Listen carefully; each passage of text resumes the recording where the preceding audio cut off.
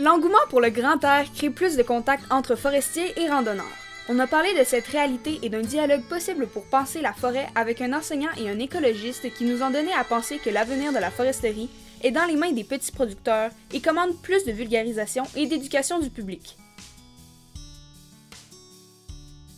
Cette capsule vous est présentée par la microbrasserie La Souche, avec la participation de la Société de développement économique de la MRC de la Jacques-Cartier, le Syndicat des producteurs forestiers de la région de Québec et l'Agence des forêts privées de Québec.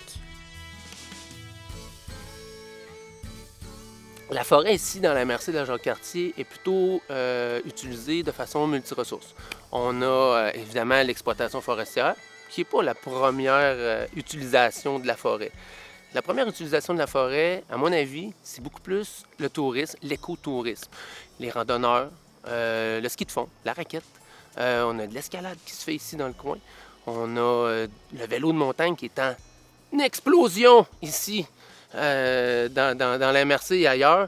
On a beaucoup d'utilisateurs qui sont là avant même qu'un arbre se coupe. C'est normal qu'un utilisateur voit une coupe forestière se produire dans son environnement ou dans son milieu, puis qu'il soit un peu choqué de ça, ou probablement beaucoup choqué de ça, parce qu'il est mal informé, parce qu'il ne comprend pas pourquoi ça a été fait, parce qu'il n'a pas été avisé à l'avance que son paysage allait être transformé pour quelques années. Donc ça, il y aurait probablement là, quelque chose à aller faire en amont là, avec tous les utilisateurs de la forêt.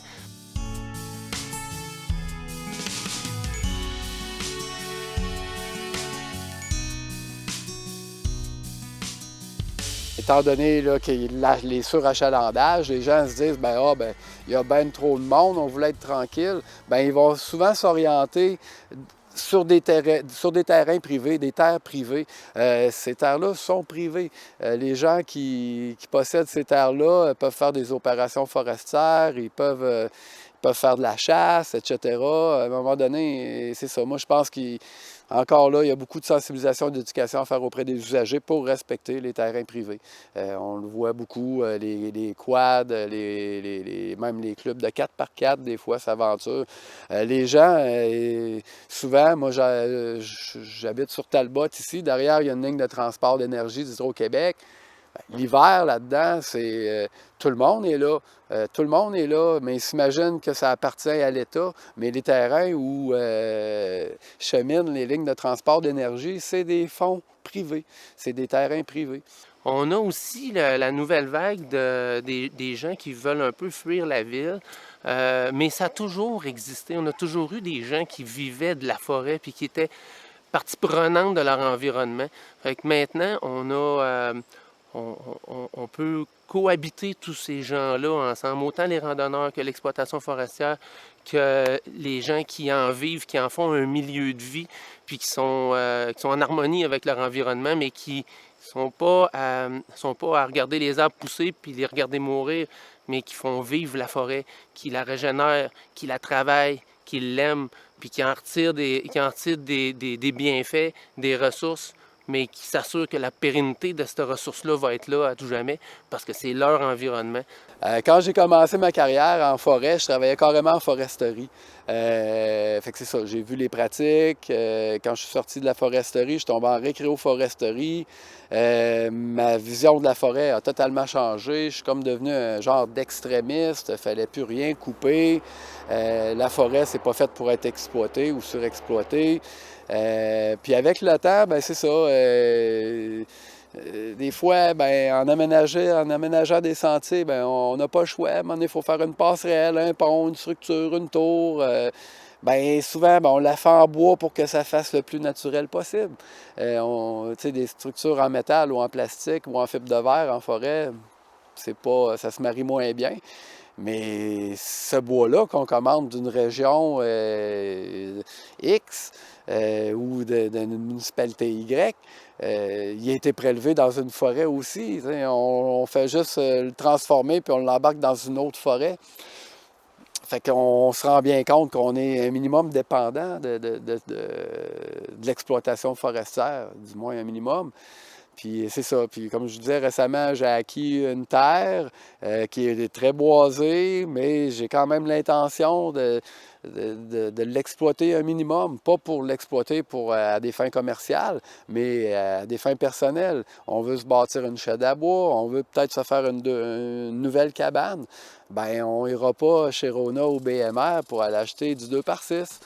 On va prélever ces tiges-là sur le terrain qui souvent peuvent rentrer en compétition avec d'autres essences ou quand c'est trop dense, des fois ça fait du bien de jardiner un petit peu, je crois, là, en tout cas. C'est un mal nécessaire. Moi, je pense on est pris comme ça. On en consomme. Je vais faire bouillir de l'eau d'érable. J'ai pas un poêle à l'huile, j'ai une bouilleuse au bois. Il va falloir que je prélève ce bois-là quelque part. Je vais le prélever sur ma terre aussi. Fait que tranquillement, pas vite, moi, c'est ça, mon rapport avec la forêt commence à changer. Avant, j'étais vraiment quelqu'un de très protection à tout prix, quasiment un activiste. Mais c'est ça, avec le temps, je commence à mettre un petit peu d'eau dans mon vin, d'être plus conciliant, là, puis je comprends un petit peu plus pourquoi le Québec doit poursuivre l'exploitation de ses forêts. J'ai eu la chance de faire des interventions, je me souviens, sur le rang des Érables, dans le coin de Sainte-Catherine-de-Jacques-Cartier, dans la MRC. Un propriétaire qui a un petit lot boisé, à peine assez grand pour être producteur forestier. Bien, on est retourné comme 3 fois, moi, dans les 22 années que j'ai été là. J'ai eu connaissance qu'on est retourné 3 fois faire de la récolte chez lui. Les 3 fois, la récolte a été payante pour lui. Puis les 3 fois, à chaque fois qu'on est retourné, il y avait du bois, mais comme on s'imaginait même pas. La dernière fois que j'ai fait une intervention chez lui, c'était avec une abatteuse multifonctionnelle qui a 10 pieds de large et le transporteur, la même dimension en arrière. On a dessiné un réseau de sentiers exceptionnel pour empêcher les voisins de voir une énormité, mais même quand on se promène dans la forêt, on se rend compte qu'il en reste du bois, puis il en reste.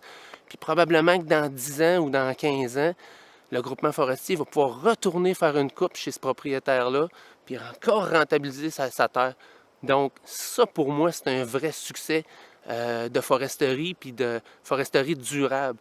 L'idée en arrière de ça, c'est la pérennité de la ressource, puis c'est dans des types de coupes partielles comme ça, adapté au terrain, pour au peuplement, au site écologique aussi, pour être certain d'aller tirer le maximum, mais de ne pas hypothéquer le potentiel forestier pour le futur. Fait que je pense qu'on a vraiment une responsabilité d'aménager ça de façon adéquate. Il faut se renseigner. S'il faut aller rechercher de la formation, on va aller en chercher, c'est certain.